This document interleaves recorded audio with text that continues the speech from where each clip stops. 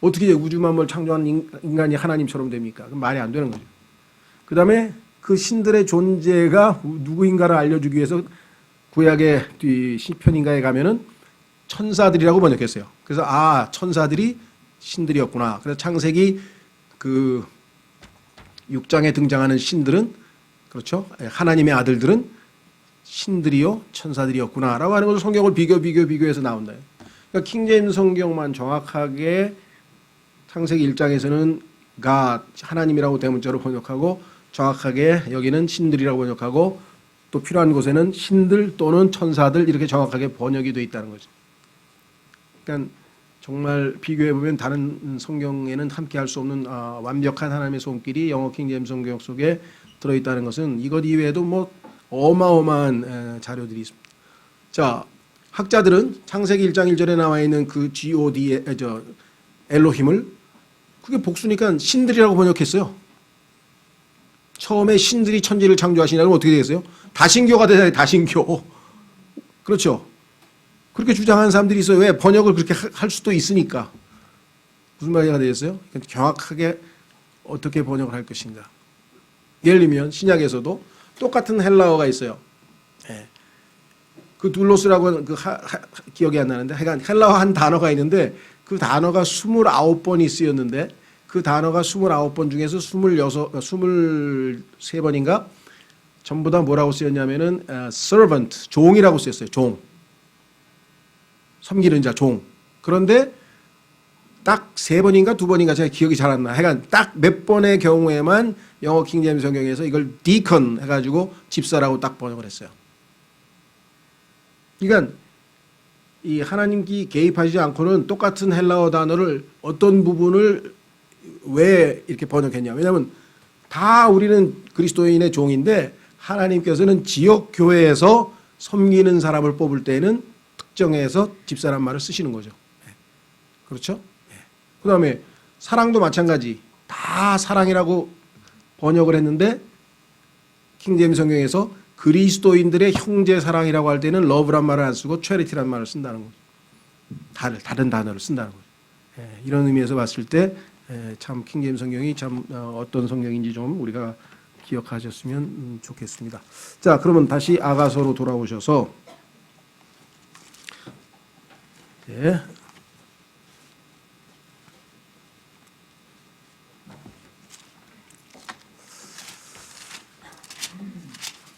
4장.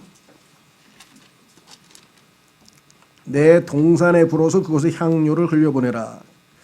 자, 향료는 아까 혼인잔치 할 때 하늘에서 향료 명단들이 쭉 나와 있었었죠. 자, 그래서 지금 잔치를 벌이고 있구나. 그래서 거기에서 맛있는 음식들 또는 향료들의 그 냄새가 풍기고 있죠. 그래서 잔치를 하고 있다는 것을 암시하고 있고요. 그 분위기가. 그 다음에 나의 사랑하는 이가, 신부는 신랑을 부를 때 나의 사랑하는 이 이렇게 부르고, 신랑은 신부를 부를 때 나의 사랑아, 내 사랑아 이렇게 부르죠. 칭호를 우리가 좀 염두에 두시면 되겠고요. 그 다음에 자신의 동산에 들어오사, 분명히 16절에 내 동산이라고 그랬죠. 신부가. 근데 사실은 내 동산이 누구 동산이에요? 다 주님의 것이라는 거죠. 그래서 자신의 동산이라고 이렇게 소유권을 넘기고 자신의 아름다운 열매들을 드시게 할지니라. 내 것이 아니고 다 주님 거라는 거죠. 그런 아주 영적인 성숙한 모습을 여기서 보여주고 있습니다. 그렇죠? 자, 그래서 우리는 우리가 이 냄새를 갖다가 풍기면서 사람들에게 그리스도의 향기를 알리는 것도 우리 그리스도인이 해야 될 일이다. 그래서 고린도 후서에 나와 있는 생명의 향기와 사망의 향기에 대해서 여러 번 살펴본 적이 있었죠. 기억나세요? 예, 한번 확인해보고 넘어가겠습니다. 고린도 후서에 보면 냄새가 나오고, 그 다음에 우리가 주님께 드리는 기도도 성경에서 보면 향기로 나타냈습니다. 향기. 그리스도인의 삶은 향기를 풍기는 삶이다.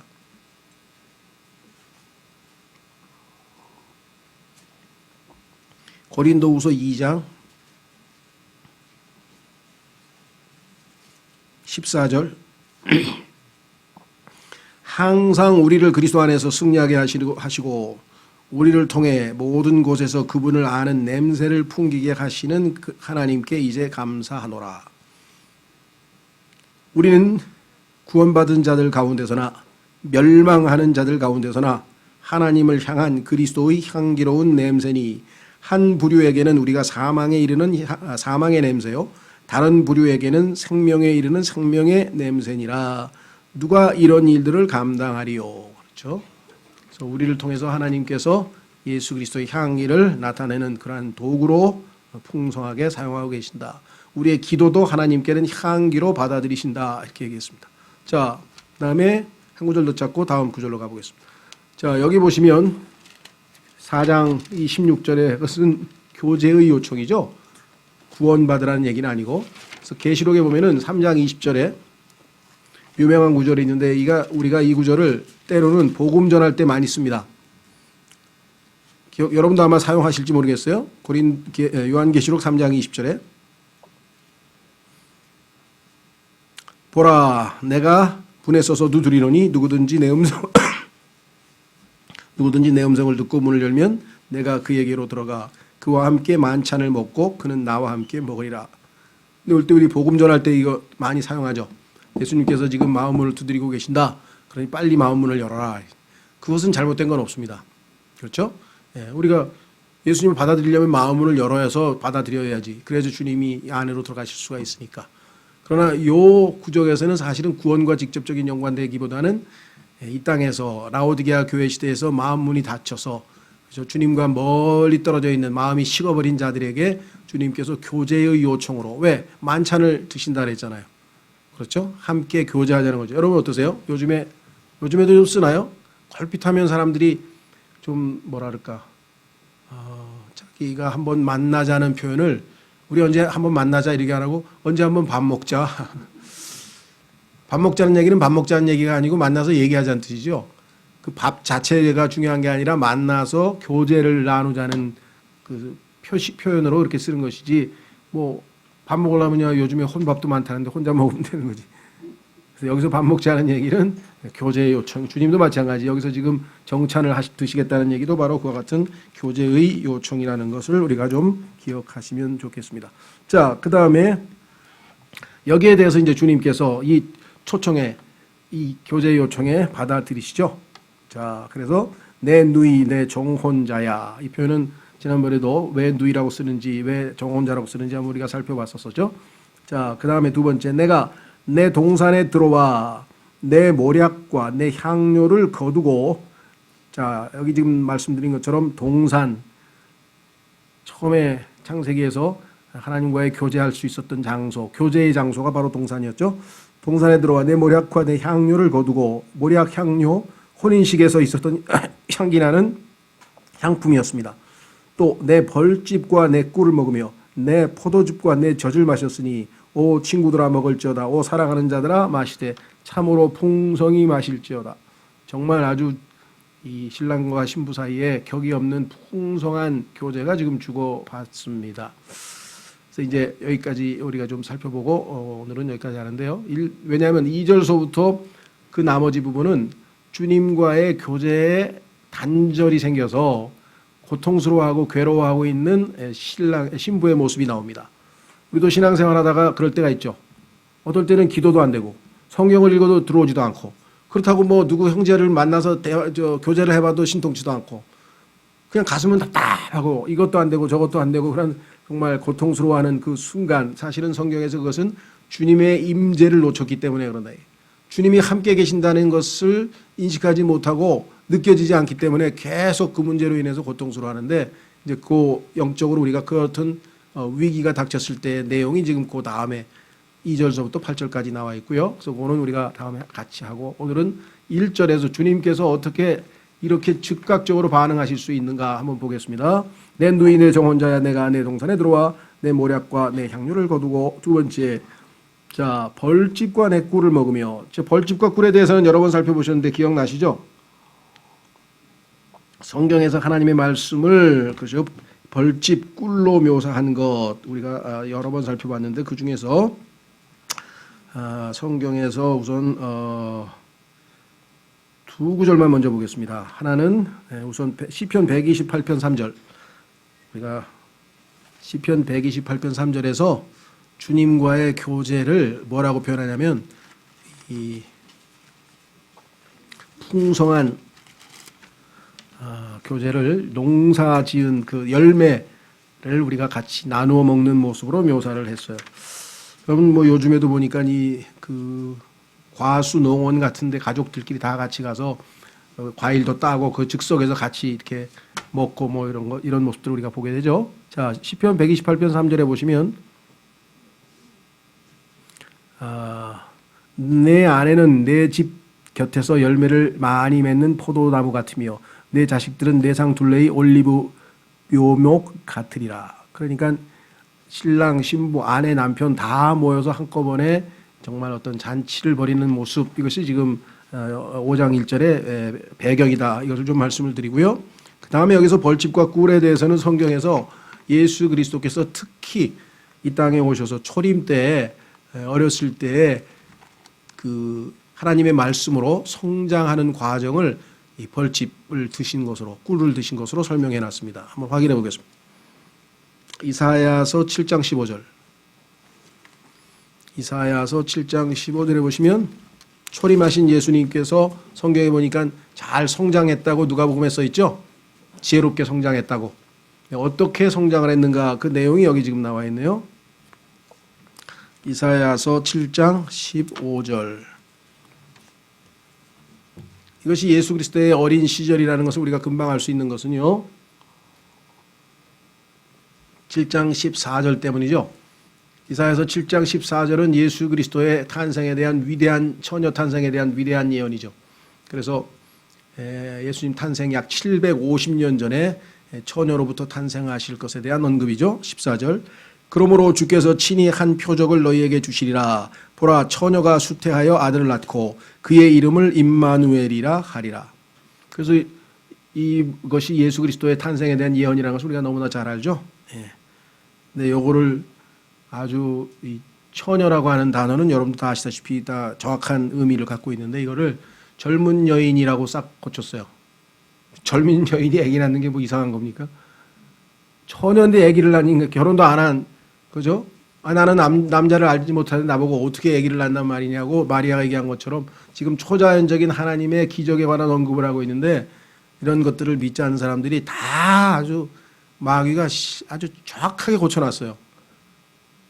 이것도 젊은 여인이라고 이렇게 뜯어 고친 성경이 지금 많이 나와 있습니다. 자, 15절. 그가 버터와 꿀을 먹겠고 이로써 악을 거절하며 선을 택할 줄 알리니 이 아이가 악을 거절하고 선을 택할 줄 알기 전에 내가 몹시 싫어하는 그 땅이 자기의 두 왕에게 버림을 받으리라. 자, 예수 그리스도께서 이 땅에 오셔서 주의 말씀 가운데 잘 성장하고 있다는 것을 성경에서 누가복음 한 군데에서만 딱 언급해 놨습니다. 한번 확인해 보겠습니다. 인간으로서의 예수님이 성장하는데 뭐라고 되어 있나? 2장 52절. 누가복음 2장 52절.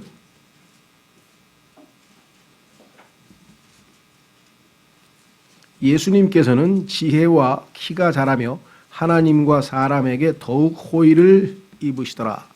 그래서 초림하신 예수 그리스도께서 버터와 꿀을 드셨다. 이거는 실제 버터와 꿀을 드셨겠지만 그것만 얘기하는 건 아니고 그분이 하나님의 말씀으로 영적으로 꾸준히 지혜롭게 성장하셨다는 것을 여기서 지금 암시적으로 말씀하고 있고요.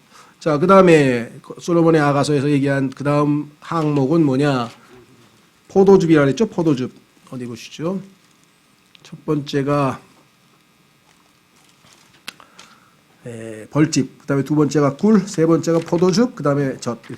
자, 성경에 보면 포도즙은 1차적으로 우리가 오늘 주의 만찬을 냈듯이 예수 그리스도의 피를 상징하고 있죠. 그래서 마태복음 26장 같은 데 보면은 예수 그리스도의 피를 상징하는 것이 포도즙이고요. 두 번째는요, 성경에 보면 이 포도즙이 성령님을 예표하기도 합니다. 마태복음 9장으로 한번 가보겠습니다. 마태복음 9장.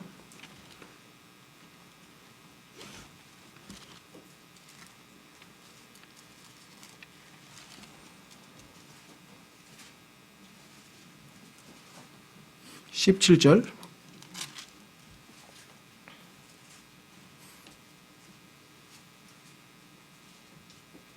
사람들이 새 포도즙을 낡은 부대에 넣지도 아니하나니 그렇게 되면 부대가 터져 포도즙이 흘러나오고 부대도 못 쓰게 되느니라. 오직 그들이 새 포도즙은 새 부대에 넣나니 그러면 그리하면 둘 다 보존되느니라 하시느니라. 내주하시는 성령님에 대한 예표로 비유로 이렇게 말씀을 하셔서 자 그래서 포도즙도 그 성령님과 말씀이 관계가 있고 네 번째 항목은 젖이라는데 젖 우리가 순수한 말씀의 젖 기억나시죠? 하나님의 말씀을 우유 젖에다가 비유한 거는 뭐 성경에서 자주 나오는 것 중에 하나인데요. 자 베드로전서 두 군데만 살펴보겠습니다. 베드로전서 2장 2절. 여기 나와 있는 것들은 다 영적으로는 우리 그리스도인들에게 하나님의 말씀 그렇죠? 하나님의 말씀으로 다 연결이 되겠습니다. 베드로전서 2장 2절에 보시면 우리가 하나님의 순수한 말씀의 젖을 사모하라.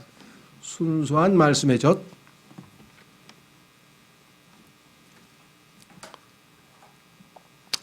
베드로전서 2장 1절부터 그러므로 모든 악의와 모든 교활함과 위선과 사기와 시기와 모든 비방하는 말을 버리고 우리 과거 청산이죠. 그리스도인이 됐을 때 새로운 창조물이 되었기 때문에 과거의 우리의 모습을 다 내려놓고 새로 태어난 아기들로서 새로 태어난 아기들로서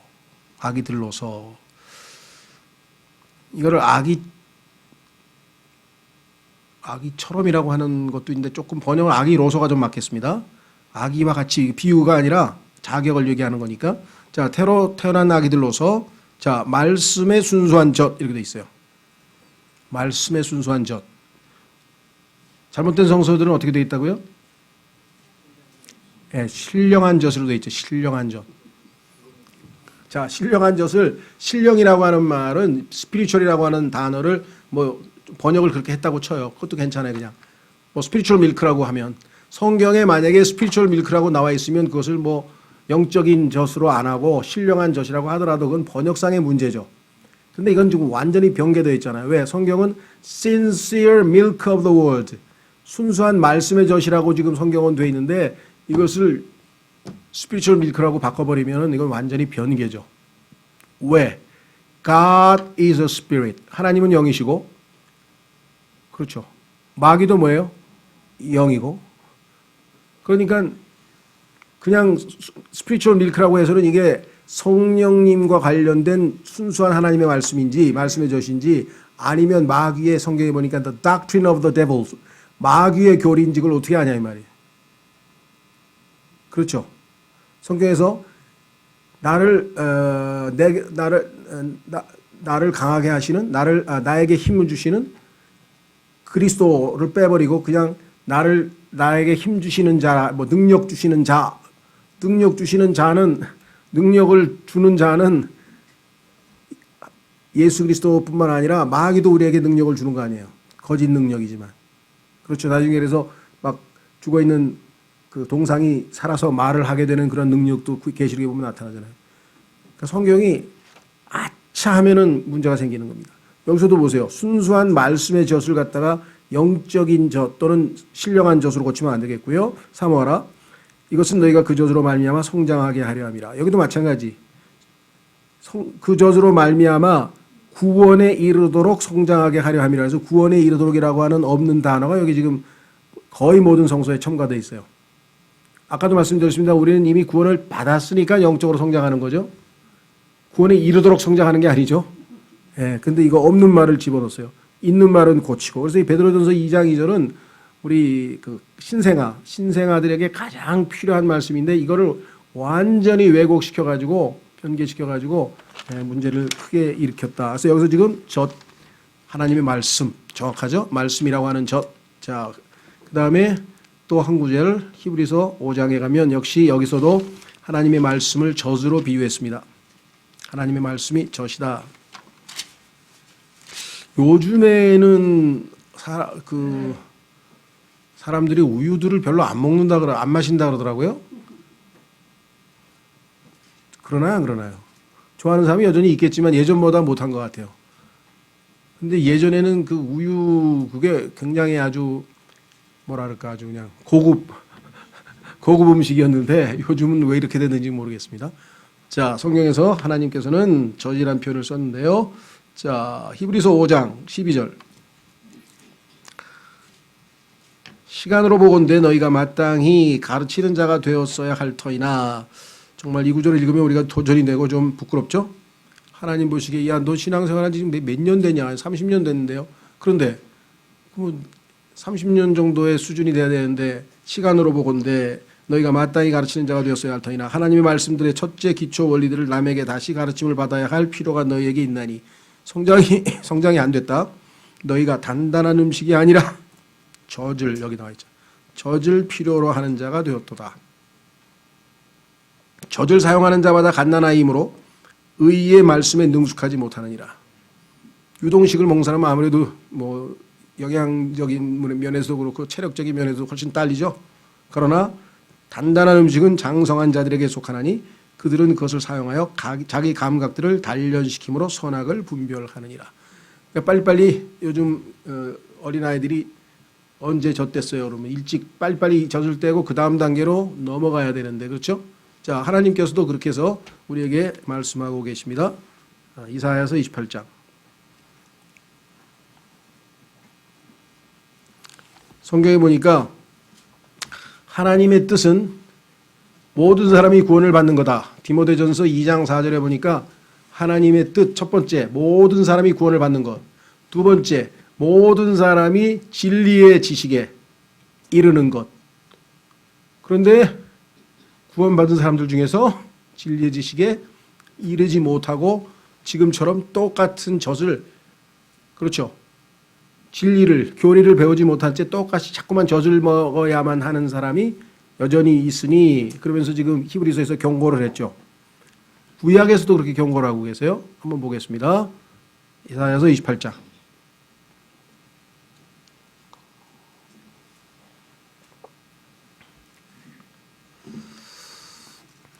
9절.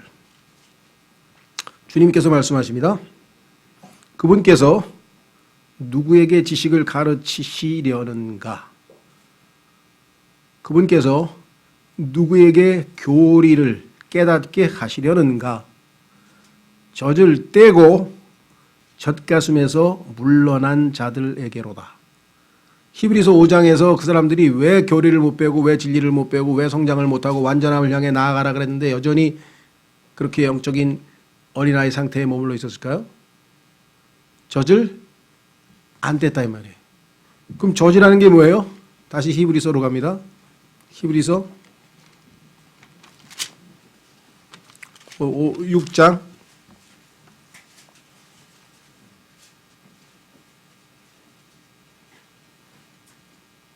'젖을 떼란 얘기는 기초 교리, 기초 원리들은 이제 그만 배우고 더 단단한 음식을 먹으라 그랬잖아요. 그런데 계속 기초 원리들만 어린아이가 1년쯤 됐을 때까지, 아니면 모르겠어요, 어느 정도까지도 허용이 되는지, 젖을 먹었는데 만 3살 넘었는데 아직도 젖을 먹으려고 그런다. 그건 뭐 문제가 있는 거겠죠. 그렇죠? 자, 여기 보세요. 11절. 6장 1절. 그러므로 우리가 그리스도의 교리의 기초 원리들을 떠나, 젖을 떼란 얘기예요. 완전함으로 나아가서 단단한 음식을 먹으란 얘기예요. 죽은 행위들로부터 회개와. 그러니까 젖에 해당하는 교리가 6가지가 나와 있네요. 젖을 떼라 그랬는데 빨리 이거를 떼라 이거죠. 젖을 충분히 잘 먹어야지 또 물론. 아직 지금 갓난아기 이제 갓 태어났는데, 그렇죠? 교회 생활 이제 한 1년 했는데 갑자기 계시록을 배우고 싶다고 그러면 찾아오는 건 좀 곤란한 얘기죠. 계시록은 66권째 책이고 성경에 65권에 대해서 어느 정도 지식이 있고 뭘 알아야 66권에, 왜 앞에 나와 있는 65권의 전체적인 바탕하에 쓰여진 건데 계시록이 신기하다고 그걸 막 배우고 다니고 그러면 어떻게 되겠습니까? 그러니까 막 다 죽는 거예요. 그게 막 질식사 하는 거죠. 왜? 뭐 2살짜리한테 막 스테이크 막 먹이는 거하고 똑같은 거. 그런 짓을 아주 아무렇지도 않게 해요, 지금. 하나님이 정하신 질서에서 벗어났죠. 보세요. 뭐라 그러냐? 첫째는 죽은 행위들에부터의 회개. 두 번째, 하나님을 향한 믿음. 이건 기본적인 거죠. 세 번째, 침례들. 아, 이게 예수님과 함께 죽고 장사되고 부활하고 아, 이런 거구나. 그렇죠? 예. 그래서 침례들 그다음에 아, 나중에 예수님께서 불로 침례 불못에 던져져서 완전히 불로 불침례. 그래서 침례들에 대한 것. 그다음에 세 번째 영원한 심판. 아, 이것도 우리가 마지막에 영원한 불못으로 던져지는 백보자 심판에 대해서 아까 봤고요. 안수. 구약에 보니까 죄를 지었어. 그래서 내가 죄를 용서받을 수 있는 방법은 내가 심판받은 죄 삭슨 사망인데 내가 하나님에게 심판받으면 안 되니까 짐승을 데려다가 짐승 위에다가 손을 얹어서 내 죄를 짐승에게 다 넘기고 그 짐승을 제사장이 하나님 앞에서 죽여서 내가 대신 심판받은 것처럼 간주되기 때문에 그다음에 구약에 보니까 신약에 보니까 그 권능 하나님의 권위를 이첩해서 예를 들면 뭐 엘리야가 엘리사에게 그렇죠 안수하고 그다음에 바울이 또 집사들에게 목사들에게 안수하고 그래서 안수라고 하는 것은 성경에서 이와 같은 것이 있구나. 그다음에 마지막 다섯 번째 죽은 자들의 부활. 우리 이것에 대해서 고린도전서 15장을 포함해 가지고 부활 교리에 대해서 여러 번 우리가 잘 배웠단 말이죠. 그다음에 마지막에 죽은 자들의 부활, 영원한 심판. 그 6개. 이 교리는 구원과 구원 이후에 있게 될 결과에 대한 기본적인 교리들이기 때문에 이 교리들에 대해서는 초반에 적어도 1, 2년 상간에 다 잘 배우고 그 다음에 젖을 뗀 다음에 단단한 음식으로 나아가야 되는데 너무나 오랫동안 똑같은 거를 갖다가 자꾸 반복해서 하니까 하나님께서는 가르칠 수가 없다. 왜? 떠난 어머니 품에서 떠난 자들에게 가르치로다. 교리를 가르치겠다고 이사야서 28장에 말씀하고 계시죠. 자, 그래서 우리는 다시 돌아오셔서 마무리 짓겠습니다. 이것을 하나님의 말씀과 연관시켜서 우리가 지금 살펴봤고요. 오 친구들아 먹을지어다. 예수님께서 혼자만 아니라 친구들까지 불러서 잔치를 벌이시네요. 오 사랑하는 자들아 마시되 참으로 풍성히 마실지어다. 이 성경에서 주님이 자주 사용하시는 단어 중에 하나는 풍성입니다. 풍성이. 자, 두 구절만 찾고 마치겠습니다. 예수님께서 이 땅에 오셨을 때 단순히 우리에게 생명만 주러 오신 것이 아니라 더 풍성한 삶을 주시러 오셨다 그랬죠. 풍성함. 자, 확인해 보겠습니다. 요한복음 10장 10절.